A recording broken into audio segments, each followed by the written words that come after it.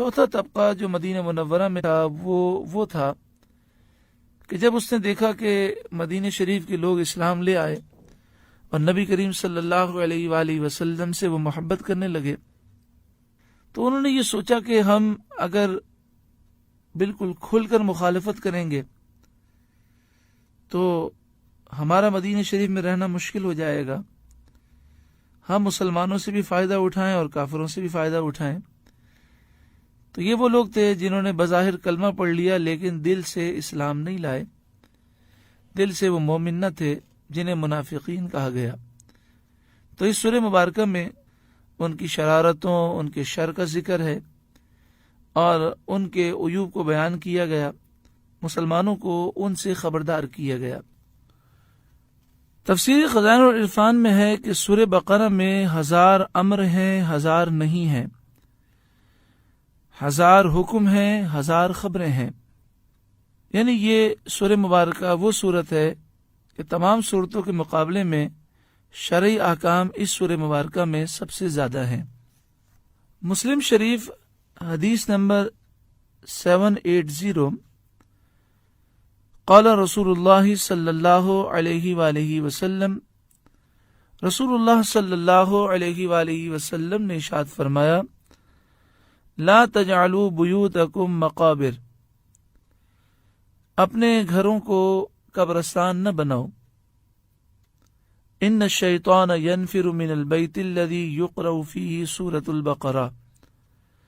جس گھر میں سورہ بقرہ پڑھی جائے شیطان وہاں سے فرار ہو جاتا ہے۔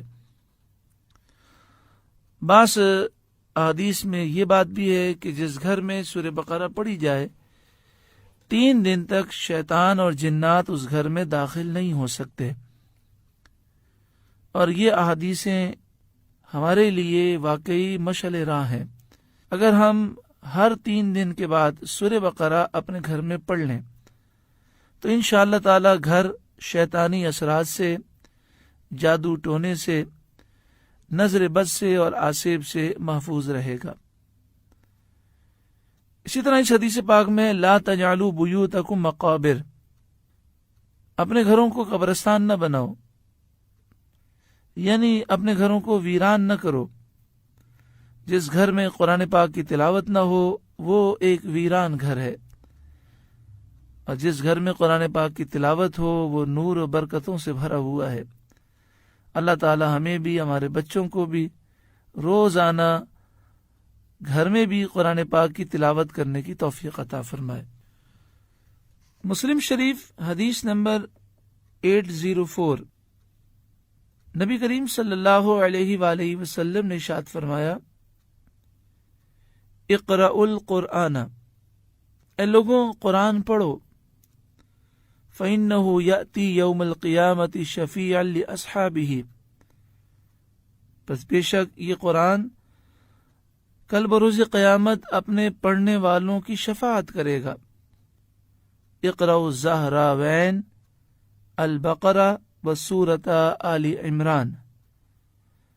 آپ صلی اللہ علیہ وسلم نے فرمایا 2 نوروں کی تلاوت کرو، یعنی سورہ بقرہ کی تلاوت کرو، سورہ آل عمران کی تلاوت کرو۔ فَإِنَّهُمَا تَأْتِيَانِ يَوْمَ الْقِيَامَةِ كَأَنَّهُمَا غَمَامَتَانِ أَوْ غَيَايَتَانِ أَوْ فِرْقَانِ مِنْ طَيْرٍ صَوَافَّ، آپ صلی اللہ علیہ وسلم نے فرمایا یہ دونوں صورتیں کل بروز قیامت 2 بادلوں کی طرح، 2 صاحبان کی طرح، 2 پرندوں کی قطاروں کی طرح، صفوں کی طرح آئیں گی، اور جو انہیں پڑھنے والے ہوں گے ان کے اوپر یہ سایہ فگن ہوں گے۔ تحاجان عن اصحابہما، یہ دونوں اپنے پڑھنے والوں کی سفارش کریں گے۔ اقرأوا سورۃ البقرہ، اب صلی اللہ علیہ وسلم نے فرمایا سورہ بقرہ کی تلاوت کرو، فإن أخذها برکہ، پس بے شک اسے پڑھنے میں، اسے حاصل کرنے میں برکت ہے، وترکها حسرہ، اور اسے چھوڑ دینے میں حسرت، افسوس، ندامت ہے، ولا يستطيعها البطلہ، جادوگر سورہ بقرہ کا مقابلہ نہیں کر سکتے، یعنی جو سورہ بقرہ کی تلاوت کرنے کا عادی ہو، کوئی جادوگر اسے نقصان نہیں پہنچا سکتا، کوئی جن اسے نقصان نہیں پہنچا سکتا۔ ایسا شخص دنیا میں بھی کامیاب ہے اور آخرت میں بھی وہ برکتوں سے مالا مال ہوگا۔ تفسیر خزائن العرفان میں لکھا کہ طبرانی اور بیہقی نے حضرت عبداللہ بن عمر رضی اللہ تعالی عنہما سے روایت کی کہ حضور علیہ الصلاۃ والسلام نے فرمایا، میت کو دفن کر کے قبر کے سرہانے سورہ بقرہ کے اول کی آیتیں اور پاؤں کی طرف آخر کی آیتیں پڑھو، یعنی جب کسی کا انتقال ہو جائے اور اس کی تدفین ہو جائے تو میت کو دفن کرنے کے بعد ہمیں یہ طریقہ سکھایا گیا کہ سورہ بقرہ کی ابتدائی 5 آیتیں مفلحون تک ہم میت کے سرہانے پڑھیں اور پھر سورہ بقرہ کا آخری جو رکوع ہے وہ میت کے پاؤں کی طرف کھڑے ہو کر پڑھیں۔ انشاءاللہ میت کی قبر میں نور برکتیں ہوں گی اور اللہ تعالی میت کو عذاب قبر سے محفوظ فرمائے گا۔